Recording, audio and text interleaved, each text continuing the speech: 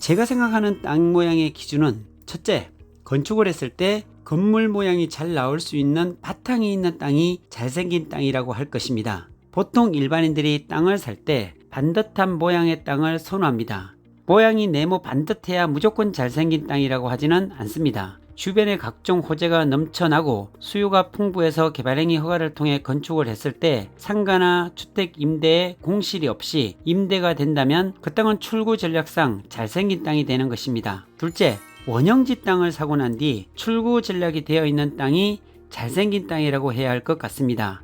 출구 전략이라고 하면 내가 땅을 매입한 뒤 누군가에게 다시 되팔 때 쉽게 팔릴 수 있는 땅이 잘생긴 땅이라고 할 수 있습니다. 안녕하세요, 오픈마인드입니다. 오늘은 잘생긴 땅, 못생긴 땅의 기준을 알아보는 시간을 갖도록 하겠습니다. 보통 일반인들이 땅을 보러 다니면서 흔히 하는 말이 땅이 참 잘생겼다 하는 이야기를 종종 합니다. 그리고 어떤 땅은 이건 땅 모양이 영 안 좋아 하는 땅들이 있습니다. 그렇다면 잘생긴 땅은 어떤 모양을 하고 있고 못생긴 땅은 어떤 모양을 하고 있을까요? 제가 생각하는 땅 모양의 기준은 첫째, 건축을 했을 때 건물 모양이 잘 나올 수 있는 바탕이 있는 땅이 잘생긴 땅이라고 할 것입니다. 보통 일반인들이 땅을 살 때 반듯한 모양의 땅을 선호합니다. 당연합니다. 그런 땅이 사실 잘 매매되기도 합니다. 이 말은 건축했을 때 건물 모양이 잘 빠진다고 하는 것입니다. 재외지가 발생하지 않고 로스 없이 건폐율과 용적률을 다 찾아먹을 수 있는 땅이 잘생긴 땅이라는 것입니다. 모양이 네모 반듯해야 무조건 잘생긴 땅이라고 하지는 않습니다. 주변에 각종 호재가 넘쳐나고 수요가 풍부해서 개발행위 허가를 통해 건축을 했을 때 상가나 주택 임대에 공실이 없이 임대가 된다면 그 땅은 출구 전략상 잘생긴 땅이 되는 것입니다. 아무리 네모 반듯한 모양이라고 해도 수요가 없는 땅에 투자한다면 겉만 번지르르 하고 내용은 없고 실속 없는 땅이 되어 결국 못생긴 땅이 되는 것입니다. 둘째, 원형지 땅을 사고 난 뒤 출구 전략이 되어 있는 땅이 잘생긴 땅이라고 해야 할 것 같습니다.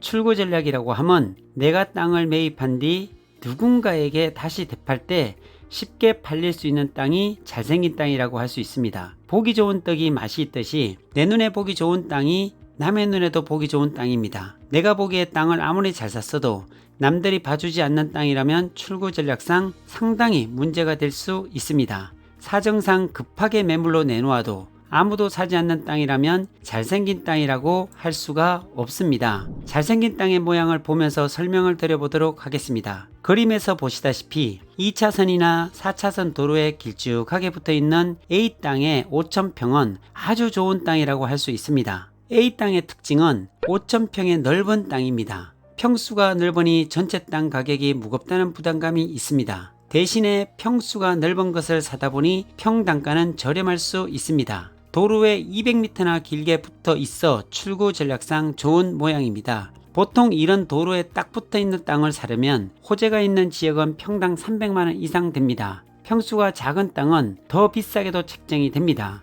하지만 땅 평수가 넓은 것은 소위 반값에도 나옵니다. 이런 특징을 잘 살리면 출구 전략을 아주 만족스럽게 계획할 수도 있습니다. 가령 들어 A 땅이 평당 100만원만 해도 5,000평이기에 50억이나 됩니다. 과연 50억 주고 살 사람이 얼마나 될까요? 사실 저는 이런 땅을 매우 좋아합니다. 일반인들은 50억이라는 부담스러운 금액에 놀라고 사고 난 뒤 이것을 팔 것 때문에 걱정이 되어 사지를 못합니다. 50억에 사서 2배 이상 수익을 본다면 50억에도 팔기가 어려운 것을 100억으로 올랐다고 해도 덩치가 크기에 매도하기는 더욱 어려워졌다는 사실에 절망합니다. 그래서 이것을 해결하기 위해 일반인들이 주로 사용하는 방법은 개발행위 허가를 통해 토목공사를 하고 합필과 분필을 해서 땅 모양을 예쁘게 만들어 분양하는 방법을 사용합니다. 그렇게 되면 대규모 공사를 필수적으로 해야 하기에 추가적으로 들어가는 예상하지 않았던 비용이 발생합니다. 분양이 될지 안 될지도 모르는 상황에서 예상치 못했던 추가적 비용을 지출하면서 공사를 하다가 대부분 자금 사정이 어려워져서 부도가 나기도 합니다. 제가 주로 하는 방법은 아주 간단합니다. 원형지에서 원형지로 파는 아주 간단한 방법을 사용합니다. 그림을 보면서 예를 들어 설명을 해 보겠습니다. 5,000평으로 되어 있는 A 땅은 상당히 잘생긴 땅입니다. 소위 출구 전략이 너무 좋은 모양을 가지고 있습니다. 도로에 200m 이상 붙어 있는 땅이기에 아무런 개발행위 허가 없이 그냥 매매에 의한 분할로 A1, A2, A3, A4, A5 같이 순서대로 매매에 의한 분할로 잘라가면서 매매하면 됩니다. 그 이상 작업할 필요가 없습니다. 원형지 상태에서 잘라주기만 하면 됩니다.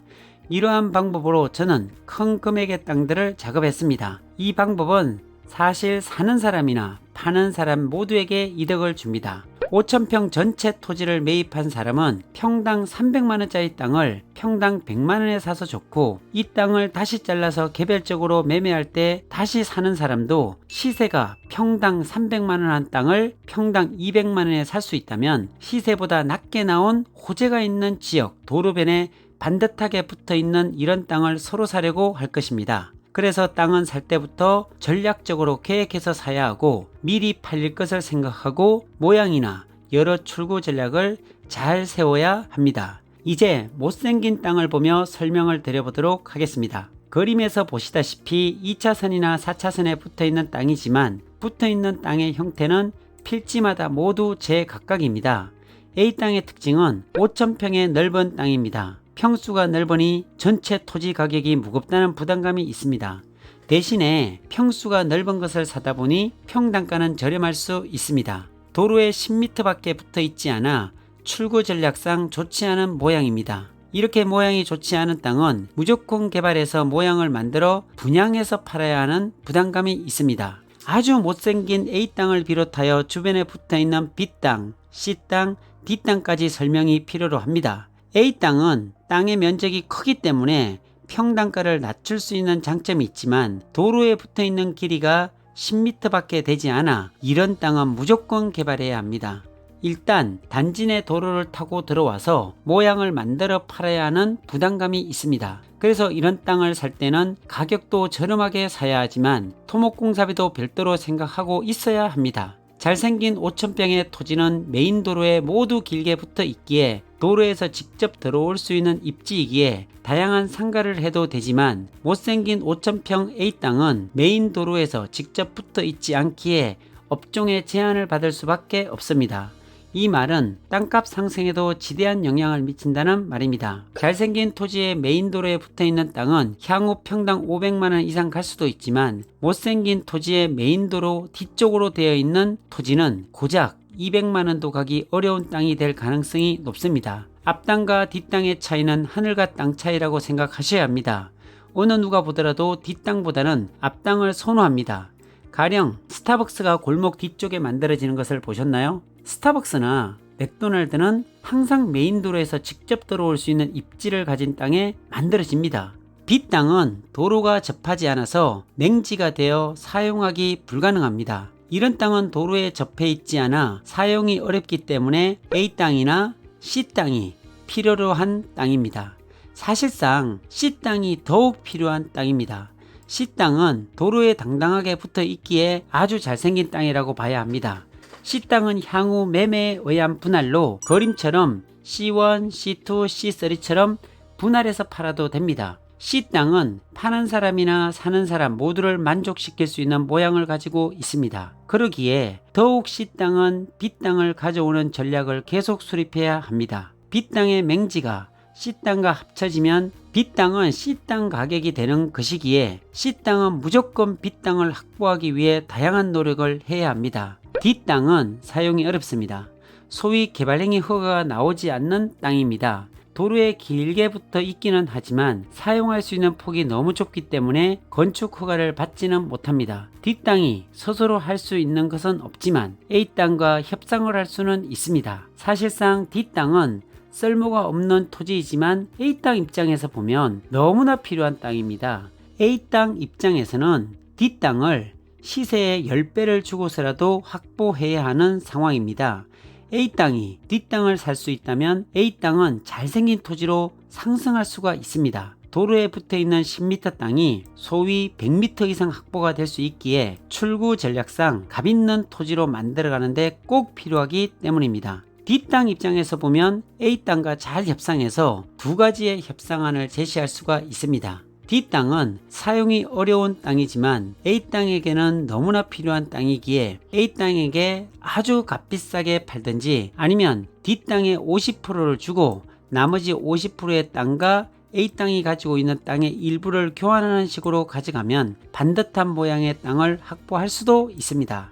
대신 교환 비율은 50대 50이 아닌 D 땅 10% 주고 A 땅 90%로 해도 A 땅은 수록하게 되어 있습니다. A 땅은 D 땅이 꼭 필요하기 때문이죠. 땅을 살 때는 이처럼 다양한 출구 전략이 되어 있어야 합니다. 살 때부터 이미 팔 것을 생각하고 입지나 모양을 보고 사야 하는 전략이 필요로 합니다. 땅은 알면 알수록 어렵게 느껴지기도 하지만 하나하나 배워나가는 재미를 익힌다면 지루할 틈이 없는 매력이 있습니다. 오늘은 여기까지입니다.